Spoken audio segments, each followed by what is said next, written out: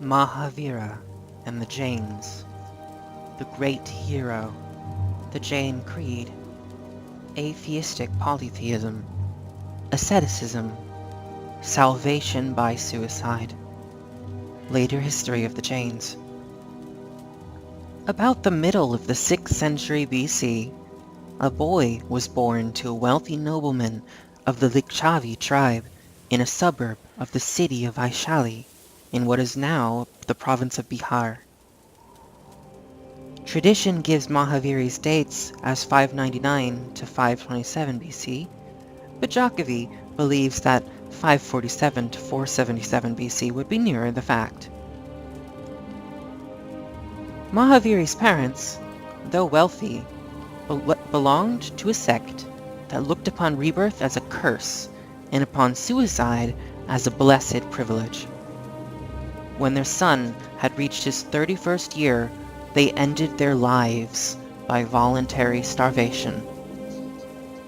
The young man, moved to the depths of his soul, renounced the world and its ways, divested himself of all clothing, and wandered through western Bengal as an ascetic, seeking self-purification and understanding. After 13 years of such self-denial, he was hailed by a group of disciples as a Jaina, conqueror, i.e., one of the great teachers, whom fate, they believed, had ordained to appear at regular intervals to enlighten the people of India. They rechristened their leader Mahavira, or the Great Hero, and took to themselves, from their most characteristic belief, the name of Jains. Mahavira organized a celibate clergy and an order of nuns, and when he died, aged 72, left behind him 14,000 devotees. Gradually, this sect developed one of the strangest bodies of doctrine in all the history of religion. They began with a realistic logic, in which knowledge was described as confined to the relative and temporal. Nothing is true, they taught, except from one point of view. From other points of view, it would probably be false. They were fond of quoting the story of the 6 blind men who had hands on different parts of an elephant. He who held the ear thought the elephant was a great winnowing fan. He who held the leg said the animal was a big round pillar. All judgments, therefore, are limited and conditional. Absolute truth comes only to the periodic redeemers or jinas. Nor can the Vedas help. They are not inspired by God, if only for the reason that there is no God. It is not necessary, said the Jains, to assume a creator or first cause. Any child can refute that assumption by showing that an uncreated creator, or a causeless cause, is just as hard to understand as an uncaused or uncreated world.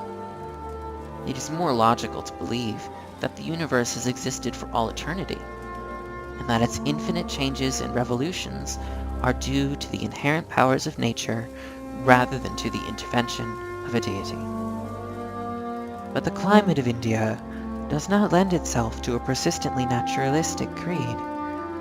The Jains, having emptied the sky of God, soon peopled it again with the deified saints of Jain history and legend. These they worshipped with devotion and ceremony, but even them they considered subject to transmigration and decay, and not in any sense as the creators or rulers of the world. Nor were the Jains materialists. They accepted a dualistic distinction of mind and matter everywhere. In all things, even in stones and metals, there were souls.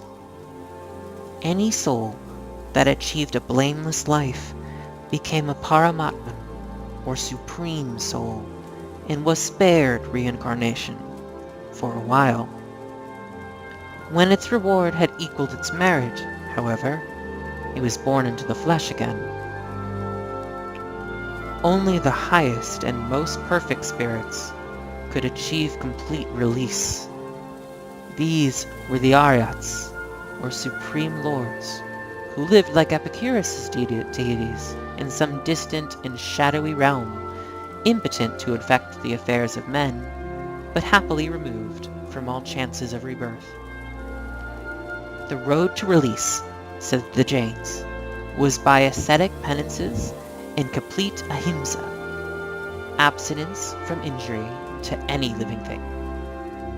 Every Jain ascetic must take 5 vows: not to kill anything, not to lie, not to take what is not given, to preserve chastity, and to renounce pleasure in all external things.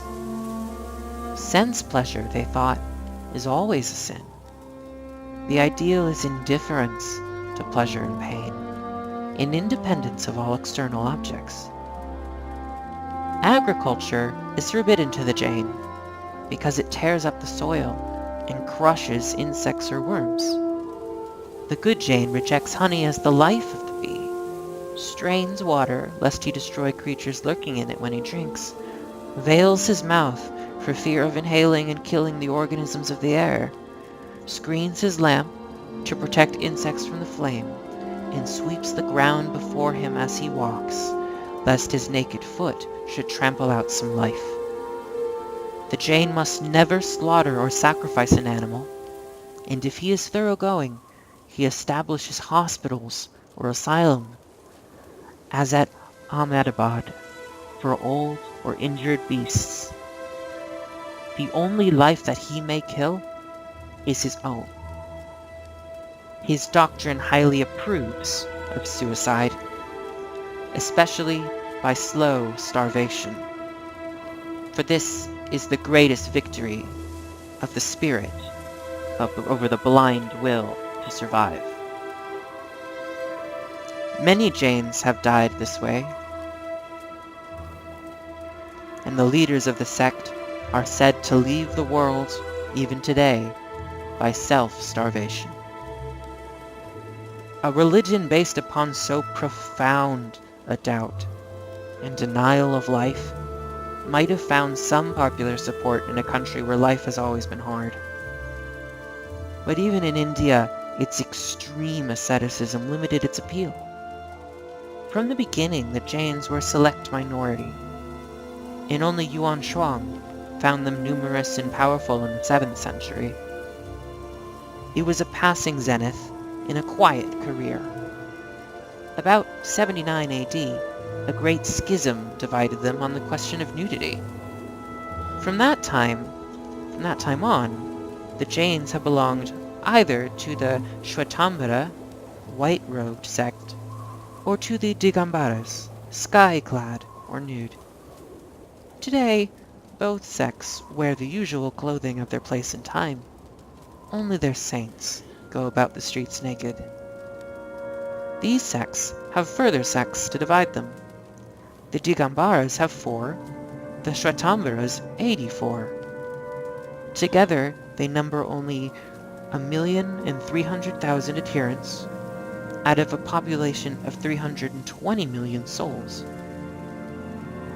Gandhi has been strongly influenced by the Jain sect, has accepted ahimsa as the basis of his policy and his life, contents himself with a loincloth, and may starve himself to death.